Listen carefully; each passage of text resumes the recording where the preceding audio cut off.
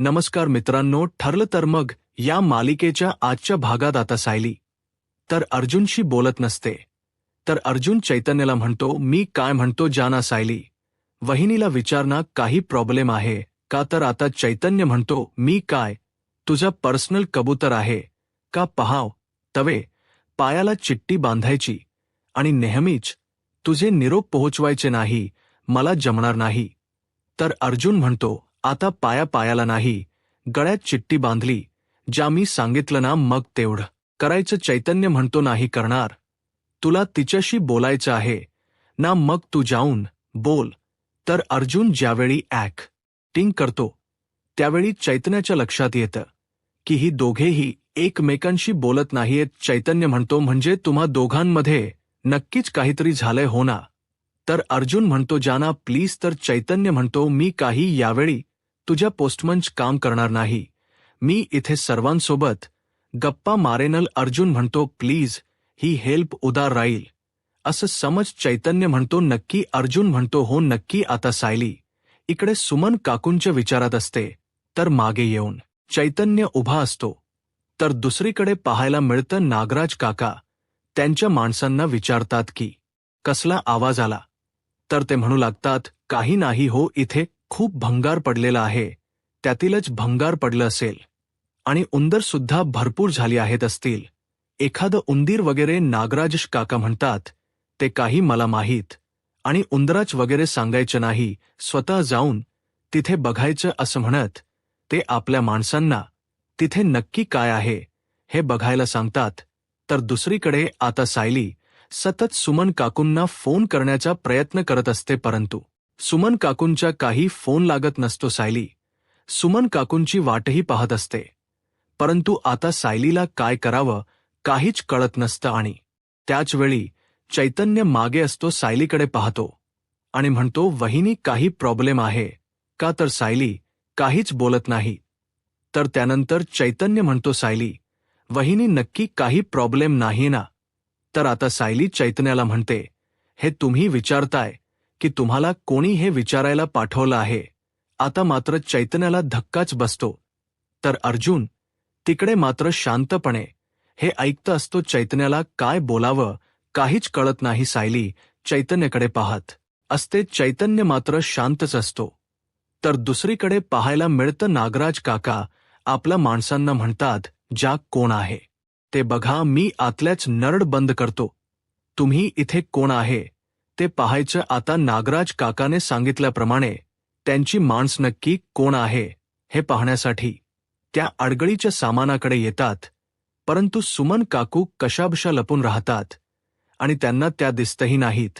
तर दुसरीकडे आता सायलीच्या प्रश्नाच उत्तर देत चैतन्य म्हणतो, नाही, मला कोणी पाठवणार आहे, मला कोणी नाही पाठवलं, मी तिथे उभा होतो आणि मला असं वाटलं की तुम्ही टेन्शनमध्ये आहात म्हणून म्हटलं तुम्हाला विचारावं. सायली म्हणते, हो का, पण चैतन्य भाऊजी तुम्हाला खोट बोलता येत नाही, सरळ स्पष्ट दिसत आहे की तुम्हाला इथे कोणीतरी पाठवलं आहे, पण ज्यांनी कोणी पाठवले ना त्यांना सांगा. सायली हसली, काय रडली, काय उदास असली काय, त्याबद्दल तुम्ही काही विचारायचं नाही, कारण त्या गोष्टीशी तुमचा काही संबंध नाही. आता मात्र चैतन्यला काय बोलावं काहीच कळत नाही. तर सायली म्हणते, पण चैतन्य भाऊजी तुमचं बाकी काही काम होतं का. तर चैतन्य पटकन बोलतो, मारामारी चहा कॉफीची जी मारामारी असते ना ती मला हवी होती. तर सायली चैतन्याला विचारते, खरंच तुम्हालाच हवी होती का. तर चैतन्य म्हणतो, हो मलाच प्यायची होती, मला आवडते ना, कारण तुम्ही एकदा बनवली होती त्यावेळी मी प्यायली होती म्हणून मला मिळाली असती तर खरंच खूप छान झालं असतं. सायली म्हणते, मग इथे बसा. चैतन्य म्हणतो, इथे. सायली म्हणते, हो इथेच बसायचं, मी घेऊन येते. असं म्हणत सायली किचनमध्ये आता चैतन्याला हवी असणारी मारामारी बनवायला जाते. तर इकडे अर्जुन मात्र चैतन्यावर चिडत असतो. त्या दोघांच्याही खानाखुना चालू असतात. आता चैतन्य अर्जुनला मेसेज करणार, परंतु त्याचवेळी सायली समोर येऊन उभी राहते आणि म्हणते, हे घ्या, तुम्हाला मारामारी हवी होती ना, मग घ्या. चैतन्य म्हणतो, एवढी पाहिजे आहे. सायली म्हणते, तुम्हालाच हवी होती ना, मग प्या. तर त्यानंतर चैतन्य म्हणतो, मी तिथे डायनिंग टेबल जवळ जाऊन बसू का? सायली विचारते, जेवण आहे का ते? चैतन्य म्हणतो, नाही, पण कॉफी पण तिथे पिऊ शकतो ना? सायली म्हणते, नाही, त्याची काहीच करत नाही. तुम्ही इथे बसून पिला तरी हरकत नाही. तर चैतन्य म्हणतो, कल्पना मावशींना विचारतो ना, तिला थोडी हवी आहे का? तर सायली म्हणते, आईंना आवडत नाही, त्यामुळे तुम्हाला हवी होती ना, म्हणूनच मी बनवली आई. त्यामुळे सगळीच प्यायची. आता मात्र चैतन्याची नाचक्की चालेली असते. त्याला काय करावं काहीच कळत नसतं आणि सायली समोर काही बोलताही येत नाही ना. इलाजाने ती मारामारी प्यावी लागते. आता सायली सुमन काकूंना फोन करण्याचा प्रयत्न करत असते आणि इकडे अर्जुन मात्र चैतन्यवर खूप खूप चिडलेला असतो. तो रागाने चैतन्याकडे पाहत असतो. चैतन्याला काही पर्याय नसतो आणि शेवटी सायलीच्या समोर बसून त्याला मारामारी प्यावी लागते. आता सायली प्रतिमा आत्यांना विचारते, प्रतिमा आत्या, तुमचं सुमन काकूंशी काही बोलणं झालं आहे का? तर सायलीला प्रतिमा आत्या म्हणतात, नाही, तू तिला फोन करणार होतीस ना? सायली म्हणते, हो आत्या, मी कधीपासून सुमन काकूंना फोन करण्याचा प्रयत्न करते, पण त्यांचा फोन बंदच येत आहे. प्रतिमा आत्या म्हणतात, थांब, मीच तिला फोन करण्याचा प्रयत्न करते. सायली म्हणते, नाही, नको, मी करते फोन करण्याचा प्रयत्न आणि जर काही बोलणं झालं तर तुम्हाला कळवते. असं म्हणत सायली पुन्हा पुन्हा सुमन काकूंना फोन करत असते. तर दुसरीकडे सुमन काकू लपून असतात, परंतु आता महिप्तशिकच्या माणसांना तर काही दिसत नाहीत आणि महिप्तशिकरेची माणस त्यांना पुढे अजून कोणी आहे का पाहण्यासाठी तिथून निघून जातात. आणि त्याच संधीचा फायदा घेत आता सुमन काकू नागराज काकाच्या गॅरेजमध्ये गेलेले असतात. तिथे हळूच येतात. इकडे मात्र माणसांना चकवा देत सुमन काकू आता नागराज काकांच्या मागावर आलेले असतात. आता इकडे चैतन्याची मारामारी पिऊन झालेली असते. चैतन्य अर्जुनच्या बाजूला जाऊन उभा राहतो. अर्जुन म्हणतो, का आलं झालं काम पूर्ण? चैतन्य म्हणतो, हो ना, मारामारी कसली कडक होती. असं वाटायला लागलं की अजून एक कप घ्यायला हवं होता. अर्जुन म्हणतो, लाज नाही का वाटत? अरे, मी तुला कुठल्या कामासाठी पाठवलं होतं आणि तू काय करून आलायस? चैतन्य मात्र काहीच बोलत नाही. तर दुसरीकडे पाहायला मिळतं, आता सुमन काकू नागराज काकांच्या मागावर आलेले असतात आणि ज्यावेळी सुमन काकूंना सत्य कळत त्यावेळी मात्र सुमन काकूंना धक काच बसतो. नागराज काकांनीच महिप्त शिकरेंना किडनप केला आहे. या सगळ्या मागे महिप्त शिकरेसोबत नागराज काकांचाही हात आहे. त्यामध्ये तेही गुन्हेगार आहेत. हे सत्य सुमन काकूंना कळालेलं असते. इकडे नागराज काका महिपा शिकरायांना म्हणतात, काय झालं? एवढा मोठमोठ्याने बोंबलायला काय झालंय? सांग ना. बाहेरपर्यंत आवाज जातोय. परंतु कसं आहे ना महिप शेठ, तुझी तर खूप प्रगती झाली आहे. म्हणजे जमिनीवरून आता डायरेक्ट खुर्चीवर येऊन बसलायस. घाम तर भरपूर फुटलाय. खूप मेहनत घ्यावी लागली ना. आणि हो, कशाला ओरडत होतास ते अगोदर मला सांग. ओरडण्याने काही फरक पडणार आहे का? कारण तुझी ही माणस खूप प्रामाणिक आहेत. एकदा महिप्त शेठचा ऑर्डर आहे. महिप्त शेठने सांगितलं आहे ना की मध्ये ज्याला कोणाला बांधून ठेवले त्याला बघायला जायचं नाही. मग ती नाहीच येणार. तू कितीही बोंब मारलीस तरी सुद्धा तुझी माणस काही बाहेर येणार नाहीत. अरे, तुझी माणस खूप प्रामाणिक आहेत. काही झालं तरी तुला बाहेर पडू देणार नाहीत. मी तुला एकदा सांगितलं ना की तुला इथून बाहेर पडता येणार नाही. मग का बोंबलतोय? सांग. अजूनही काही बोंबलायचं आहे का? अजूनही ओरडायचं आहे का? ओरड, मी आहे ऐकायला. एक काम करू का? मी जवळ येऊन ऐकू का? असं म्हणत नागराज काका महिप्त शिकच्या जवळ जातात. महिपा शिकरे रागानेच बघतात. त्यावेळी मात्र नागराज काका नाटक करत म्हणतात, घाबरलो, खूप घाबरलो, पण तात्पुरता घाबरलो. आता बोल, तुला काय बोलायचं आहे? महिपा शिकरे काहीच बोलत नसतात, परंतु सुमन काकू हे सगळं काही पाहत असतात. सुमन काकूंना खूप धक्का बसलेला असतो. आता सुमन काकू उभ्या राहणार, परंतु त्याचवेळी तिथे असणार लोखंड सुमन काकूंच्या पायावर पडतं आणि सुमन काकू मोठ्यानेच ओरडतात, आई. आणि त्याचवेळी नागराज काकांच्या लक्षात येतं की इथे कोणीतरी सुमन काकू तिथून पळण्याचा प्रयत्न करतात. आता नागराज काका नक्की तिथे कोण होतं हे पाहण्यासाठी त्यांच्या मागावर येतात. तर दुसरीकडे सुभेदारांच्या घरी आपल्याला पाहायला मिळतं सायली पुन्हा पुन्हा सुमन काकूंना फोन करण्याचा प्रयत्न करते, परंतु सुमन काकूंचा फोन लागत नसतो. सायली म्हणते कदाचित घरात नेटवर्क मिळत नसेल, बाहेर जाऊन फोन करते असं म्हणत सायली आता घराबाहेर येते आणि सुमन काकूंना फोन करते. पाहते तर सुमन काकूंना मेसेजही गेलेले नसतात. सायली म्हणते सुमन काकूंना मेसेजही गेले नाहीयेत, म्हणजे सुमन काकू नक्की कुठे आहेत? काही काम आलं म्हणून ते परत खरी तर परतले नसतील ना. मी काय करू? त्यांच्या घरी जाऊन बघू का असं म्हणत सायली पुन्हा एकदा मागे वळून घरातील सगळ्यांकडे पाहते, परंतु आता काहीही करून सुमन काकूंचा शोध घ्यायला हवा. त्या नक्की कुठे आहेत हे शोधायला हो. आणि म्हणूनच सायली आता काहीतरी करायचं ठरवते. तर दुसरीकडे पाहायला मिळतं नागराज काका पूर्णपणे घाबरून गेलेले असतात. नक्की बाहेर आपल्या मागावर कोण आहे हे पाहण्यासाठी नागराज काका बाहेर आलेले असतात. आता नागराज काका इकडे तिकडे शोधू लागतात, इकडे तिकडे पाहू लागतात की नक्की त्यांचं बोलणं कोणी ऐकलं असावं. आणि नागराज काका त्यांना शोधत असतात, परंतु त्याचवेळी सुमन काकू त्या तिकडे का गेलीयस? अर्जुन चैतन्यला म्हणतो.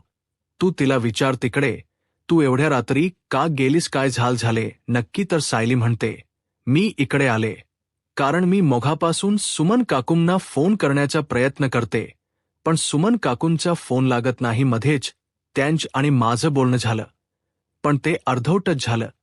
त्या बोलण्यातही मला समजलं की सुमन काकू खूप घाबरल्या होत्या. त्या कुठल्या तरी संकटात आहेत आणि तेच पाहण्यासाठी मी इकडे आले. परंतु इकडे किल्लेदारांच्या घराला लॉक आहे.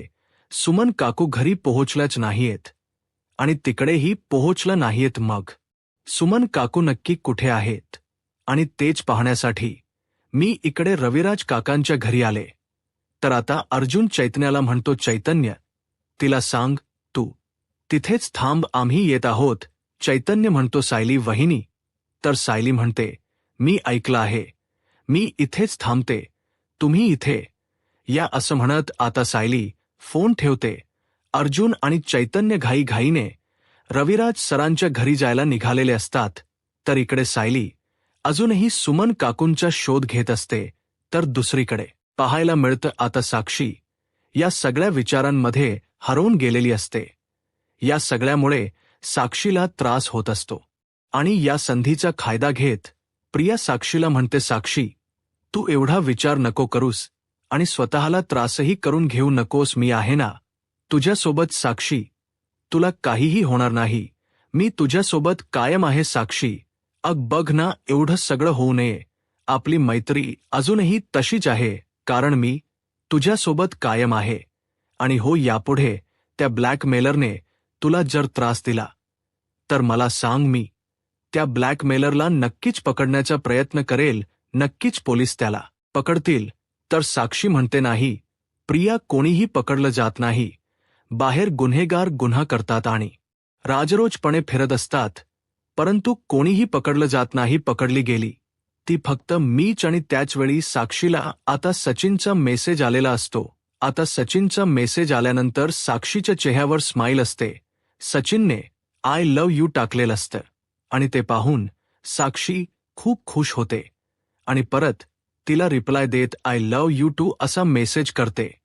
आणि हे सगळं काही प्रिया पाहते आणि म्हणते एवढं सगळं टेन्शन असून साक्षीच्या चेहऱ्यावर अचानक कस अशी स्माईल का आली असावी?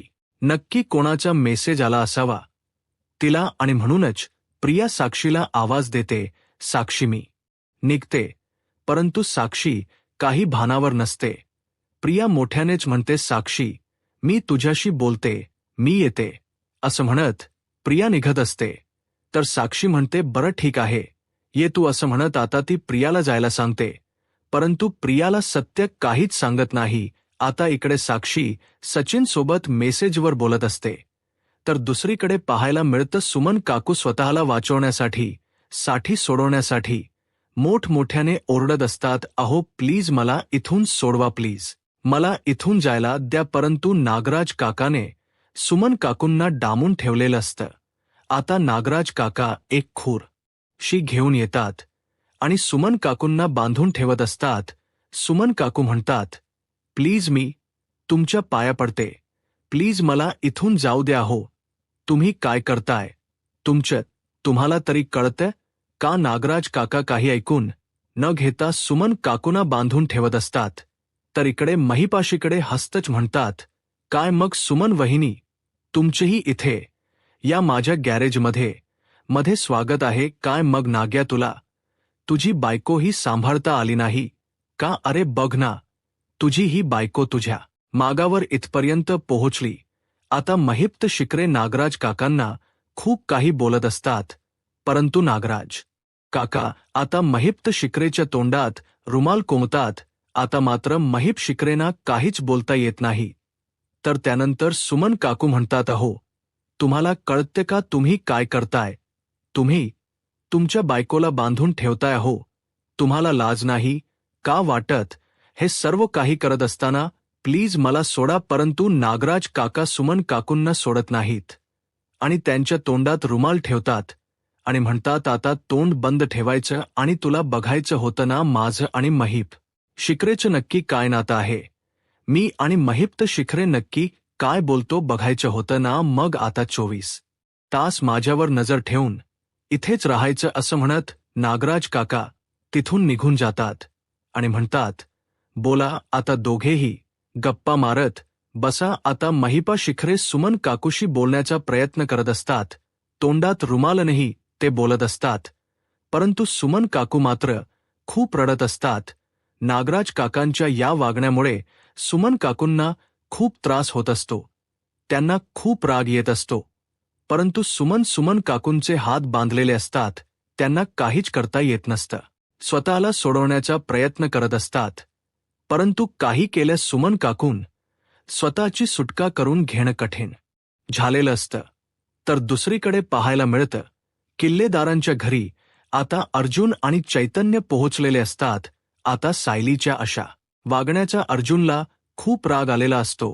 अर्जुन सायलीचा हात धरतो आणि म्हणतो, काय झालंय, तू इथे एकटी आलीस, तुला घरातून बाहेर पडताना मला सांगावंस वाटलं नाही का? अगं तू अशी घराबाहेर पडलीस त्यानंतर माझी काय अवस्था झाली असेल याचा विचार तरी केलास का सायली? तुझं असं अचानक गायब होणं आणि मग माझी काय अवस्था होऊ शकते?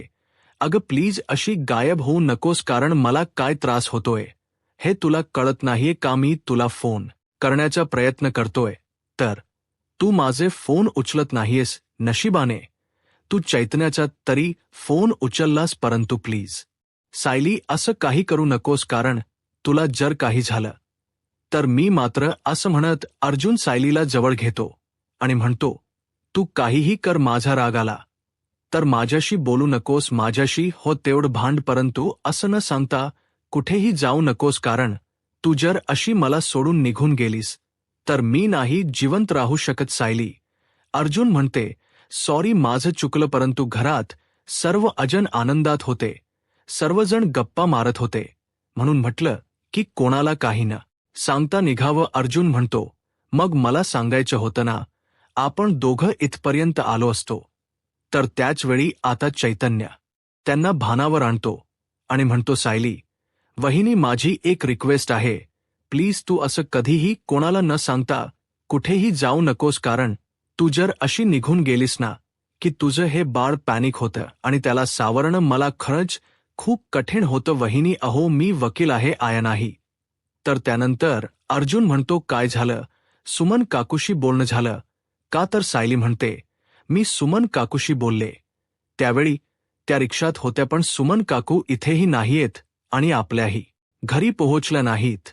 मग सुमन काकू रिक्षातून गेल्यात कुठे की त्यांना कोणीतरी जबरदस्तीने रिक्षातून घेऊन गेल्यात. आता हे ऐकताच अर्जुनला धक्का बसतो. सायली, अर्जुन, चैतन्य सर्वजण सुमन काकूंचा विचार करू लागतात. तर येणाऱ्या पुढील भागामध्ये आपल्याला पाहायला मिळतं, चैतन्य अर्जुनला म्हणतो, सुमन काकूंना खरंच कोणीतरी किडनप केलं असेल का? त्यांच्या जीवाला धोका असेल का पण हे सगळं काही कोणी केलं असेल? तर अर्जुन म्हणतो, मला फक्त एकाच माणसावर डाऊट आहे. तर दुसरीकडे अर्जुन घडलेला सर्व प्रकार ज्यावेळी रविराज सरांना सांगतो, त्यावेळी रविराज सर अर्जुनला म्हणतात की माझा सक्का भाऊ त्याच्या बायकोला मारहाण करत होता आणि ना मला तिच्या मनावरच्या जखमा दिसल्या ना तिच्या अंगावरचे व्रण दिसले. रविराज सरांना खूप वाईट वाटत असतं. तर दुसरीकडे अर्जुन इन्स्पेक्टर सावंत यांना फोन करतो आणि म्हणतो, माझ्या काकू सुमन किल्लेदार गायब आहेत आणि त्यांच्या गायब होण्यामागे नागराज किल्लेदार यांचा हात आहे, अशी मला शंका आहे. आता अर्जुनची ही शंका खरी असून सर्वांना सुमन काकूंचा शोध लागेल का? सुमन काकू आता सायली, अर्जुन यांना सापडतील का? आता पुढे काय होईल हे पाहायला आत्ताच माझा महाराष्ट्र या यूट्यूब चॅनलला सबस्क्राईब करा. धन्यवाद.